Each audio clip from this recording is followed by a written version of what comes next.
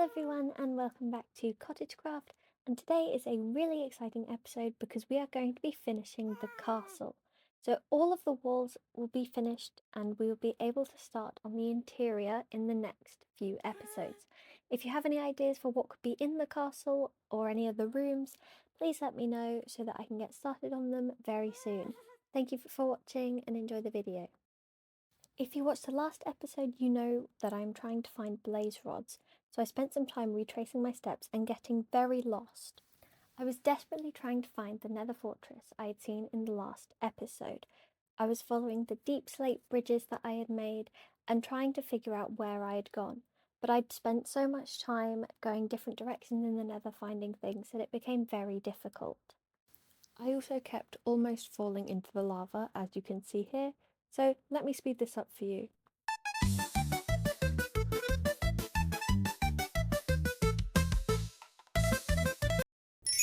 I ended up finding a completely different nether fortress way closer to my portal. Unfortunately, I had to get across several lakes of lava to get to it and immediately got shot by a blaze. So I did the classic thing that I do when I'm about to die, which was cover myself in blocks and take some time to eat food. Rather than fight with the blaze, I decided to tunnel my way into the fortress. I think this was definitely the right decision because I didn't want to have to get back up and fight the blaze so close to so much lava. By the time I got to the top and was able to walk down the nether fortress corridor, the blaze had already gone, but it definitely felt a lot safer. I spent some time rummaging around in the chests and even found some diamonds and extra gold, which is very nice, and quickly found some blaze spawners. As you can see, I was very ill-equipped to fight the blazes with my little iron sword, so I worked out that I had to go back up to the surface and get more resources. Whilst I was doing that, I somehow managed to let the chickens from the hole with all the chickens in it loose, and I definitely didn't do anything bad and kill them or anything. I got my diamond sword and my armour and headed straight back to the nether fortress to collect all the blaze rods that I needed. I use this technique where I barricade off a little safe zone and put a chest in it so I can keep my blaze rods safe in there. I then headed back to the overworld because I had successfully collected 11 blaze rods, which I was very happy with. So it is back to work on the castle, and I started off straight away by filling in the copper roof on the tower that I hadn't quite finished. But then I needed resources, so I went down into the mine to collect more tuff as I had completely run out, and I needed it for the walls. I wanted to start on the interior walls of the castle, which so far I had left completely blank except for the ones on the tower. I think I did this because I originally wanted a shell, but actually knowing where all the walls were going to be and putting them in made it a lot easier to plan what I was going to do. As you can see, I then started on the third and final circular tower.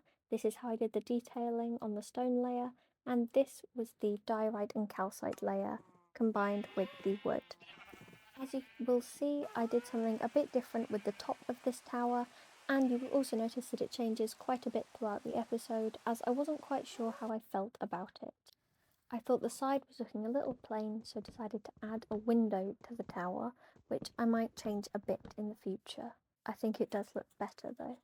I then decided that something finally had to be done about the chicken hole, and that they really deserved their own separate enclosure. So I decided to get them out. I didn't want to move them over to my farm across the river, and instead I wanted to place them behind my original starter cottage next to the wheat fields they'd been next to for so long. I've been breeding them up a lot since, and this was definitely a welcome break from the castle, but we need to get back to finishing the roof. I didn't like the way that the roof looked on this tower because there was only one area where there were two blocks stacked on top of each other and the rest went in one direction. So I decided I needed to alter it because I didn't like the way that it looked at all, and it needed to look more uniform and nice from the front. I don't think it stands out too much, but let me know what you think of this tower in the comments. I started on a bit of flooring because it really does need to be done at some point, and then I decided to go up to the roof of the very first tower that I built to fill in the actual roof that will cover the building. This tower has not had a roof for a very, very long time, and it really feels like everything is starting to come together now that it has a roof. But again comes the issue of resource collecting, because I ran out yet again. Filling in the interior walls of all of the tower and working out how big all the rooms were going to be definitely meant that I needed more blocks. So after that I went back and finished this back wall of what will be the courtyard. I then put in some pillars for this little L-shaped room on the side of the castle.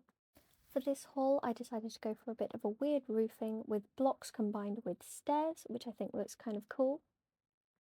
Here was the progress I was making, and here is the copper roof which I was filling in on this L-shaped building here. I have absolutely no idea what this room is going to be, but I really like the shape of it because it's influenced by the tower next to it, as well as it being an L shape. And more walls were getting filled in. I decided to put this archway here. I'm not sure if I'm going to move it though, let me know what you think. And onto more flooring. I really like this dark oak floor. But then I decided to take a break from the castle and went on a bit of an adventure to collect some melons from the jungle, which is to the side of the dark oak forest. I really wanted some melons that I could grow alongside my pumpkins, and for some reason I hadn't collected any. I also found this ruined portal and went to have a look if there was a chest. There was a lot of fire, but the chest was still there, and I collected some of the items from it which I thought would be useful. I had a little bit of a look around before going back to fill in a melon farm. As you can see, I decided to put them on the side of the wheat fields and my starter cottage rather than across the river next to the pumpkins. I decided to create one long channel of water and one long melon farm. I hope that they will all grow forward, but then I decided that I didn't like the fact that the pumpkins weren't also in a straight line, so I went to go and fix that. I decided that this area was looking kind of unfinished, so I wanted to add a path. I started by removing some dirt blocks, creating a vague area where I wanted to fill in some interesting blocks to make a path. I went with some things like mossy cobblestone before adding in some coarse dirt. I especially love using coarse dirt in paths because I think it makes it look like it's actually been trodden on and used in the past, because of its appearance as a sort of churned up gritty mud. I quite like the way that it looks next to the mossy cobblestone as well. I definitely needed more blocks though to make it look more varied, so I went with some andesite. Andesite's quite bright, but I'll show you a technique I use in a minute to make it look less bright when filling it in on a path like this with other blocks. I then used just some normal path, which you use a shovel to make. Finishing off a path using this pathing method is really good because it helps connect all of the blocks together. After I'd finished this, I then started on adding leaves. These are a great way to make the edges of the path look less stark, and they are also the method I use to make andesite look more weathered. But I ran out, so off to collect some more leaves. I really love leaf litter and I think it looks really nice over specific blocks, and it's just really useful when it comes to decorating. I like to add some so it looks like they've drifted into the barn, and I'm really happy with this path. The last thing I needed to do was connect up a tiny little path going up to the enchanting cottage, which ties it all together perfectly. It already had a tiny little bit of path leading up to it, so I just wanted to add a bit of leaf litter. I think it looks really great. And with that, that is the end of the video. If you made it this far, thank you so much for watching. I appreciate everyone who comes along and watches my videos. I'm very excited to start the interiors of this castle, so if you have any ideas, please let me know.